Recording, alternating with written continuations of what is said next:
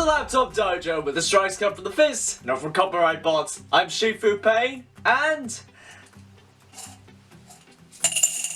The Big Boss was the first film made by Bruce Lee in collaboration with a Hong Kong production company, or at least the first that starred the man himself as the lead, as before this Lee had worked on the Green Hornet as the character of Kato, the chauffeur and bodyguard of the titular Hornet. And as a result of Lee not receiving any leading roles over in Hollywood, he jumped across the pond and a bit to Hong Kong. Released in 1971 with direction and screenplay by Wei Lo, The Big Boss, or Fists of Fury as it was also called in the US, well, that's not at all confusing. was a film that is the perfect encapsulation of the old techniques not keeping up with the new guard. As we previously discussed, the older martial arts films of Hong Kong were the translation of Chinese opera, so the movements and set pieces were big, expressive and acrobatic, like a gigantic dance routine with heavy choreography.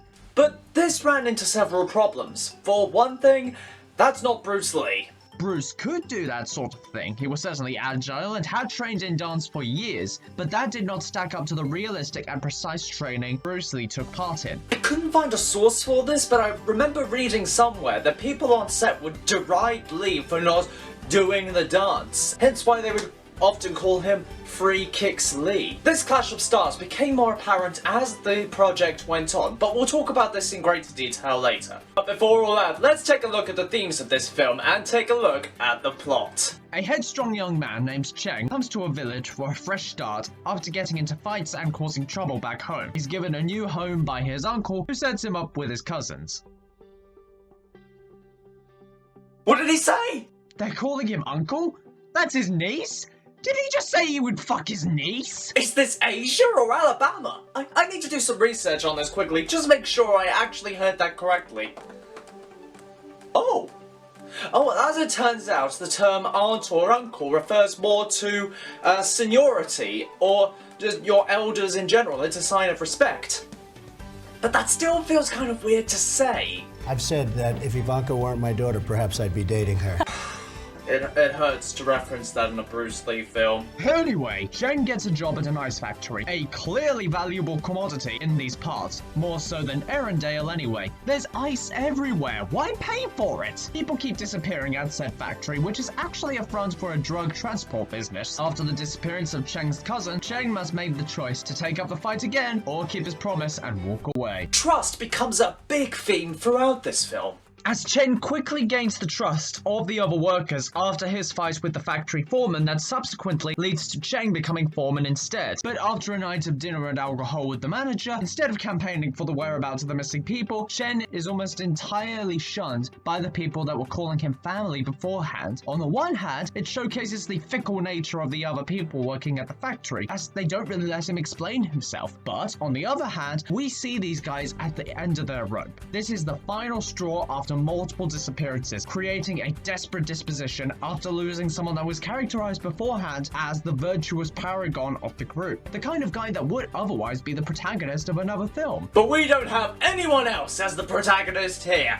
We have Bruce Lee. So let's start taking a look at the fight scenes in this film. The scene we're looking at today takes place roughly at the midpoint as the factory workers become tired of not getting any answers and resolve to go on strike. The continued insistence by the foreman to resume work leads to the mounting tension and subsequently leads to a full-on mob fight. Everyone fighting each other, man on man, utter chaos. And Lee stands and watches. I've stated already that there's the promise for Lee's character to maintain, and the implication is that this was a promise made to his mother, continually represented by his pendant, a gift from his mother. Cheng clearly wants to get into the action, throw his hat or fists into the ring, but then he stops, looks at the pendant, and remembers his promise. The clear fault was in the foolhardy jumping into fights without consideration or responsibility. It therefore raises the moral and ethical question about a system of morals to follow, a stringent code of ethics to apply to every situation, or looser conduct that depends on the given context. Becoming what's basically a strict moral framework against a pragmatic approach. This is the choice that lies before Chen here.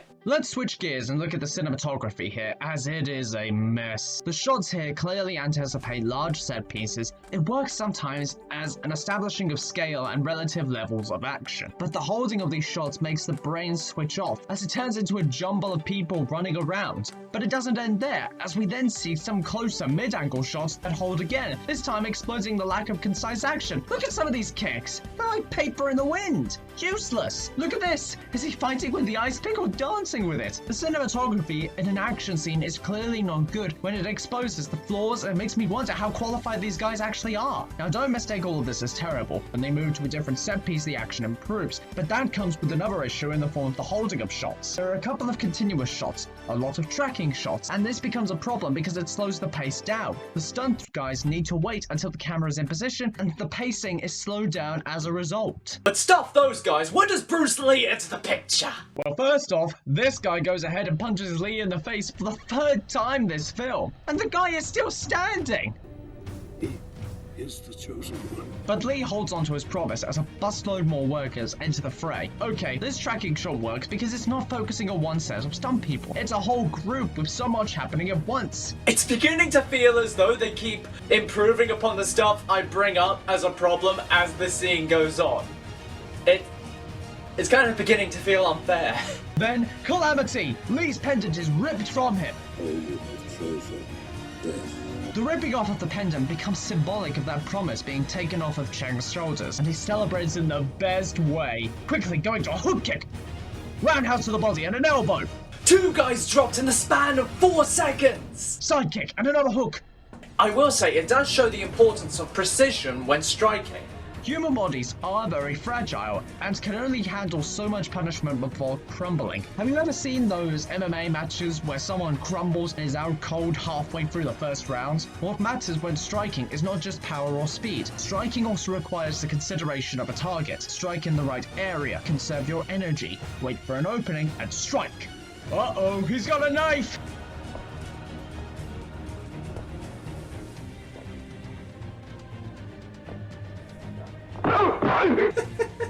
This just gets hilarious to watch. There's that guy that punched him. He's absolutely shitting himself. I will say that the camera direction, though slow, is still pretty good in the bones of it. Close-ups on the impact, a nice dodge angle, and finishes with a wide angle to show the scale of bodies. The problem here is that, again, it's so slow. Here, let's edit it up a little bit to make the cuts a little bit faster and see what the result is.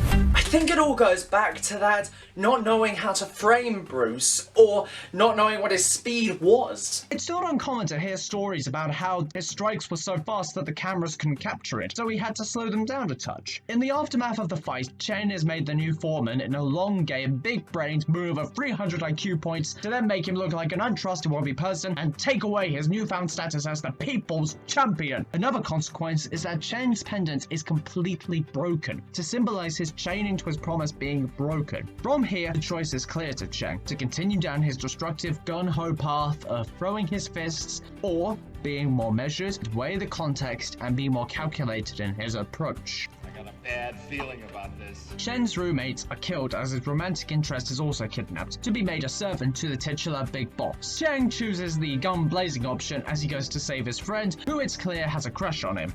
All while they refer to each other as cousin. Next scene. Ultimately, the film takes a tragic turn as after the boss is beaten and presumably killed by Cheng just based on the amount of blood, Cheng is arrested to presumably face sentencing. The end! The tragic element comes in when you consider that if Chen had played his cards a little bit differently and approached things slightly in a different way, there could have been a totally better result. He could have gone to the police beforehand for one. Even without evidence, if someone is suspected to be held against their will, it's reason enough to check it out. But if evidence is required, there are like 4 or 5 bodies. That enough is reason to investigate. But instead, Cheng went into a situation which would normally be the end to an action flick. Rescue the damsel in distress, kill the bad guy, and save the world.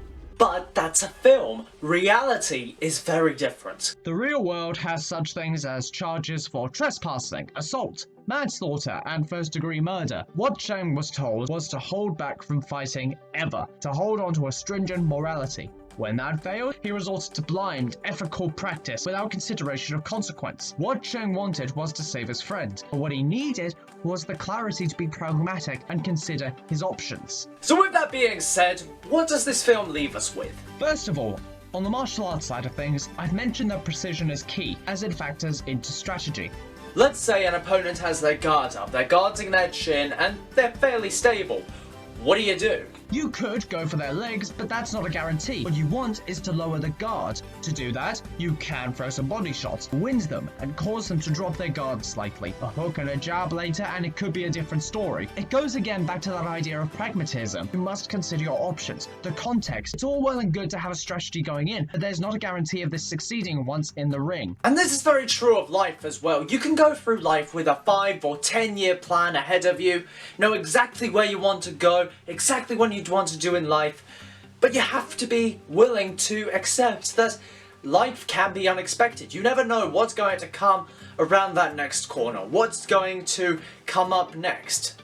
The next opportunity or the next heartbreak. And maybe that's for a good reason. Maybe we're not meant to know just what will be coming next. All we can really do is do what we feel is correct, or what we feel is right and just. Navigate our way through and grow and develop along the way. Just so long as we don't lose that majesty of experiencing life along the way. Destiny is a funny thing. You never know how things are going to work out, but if you keep an open mind and an open heart, I promise you will find your own destiny someday. Thank you for watching this week's video, and in the comments let me know if you've seen The Big Boss and what you actually thought about it. Like I said, I thought the pacing was particularly slow, especially at the first half.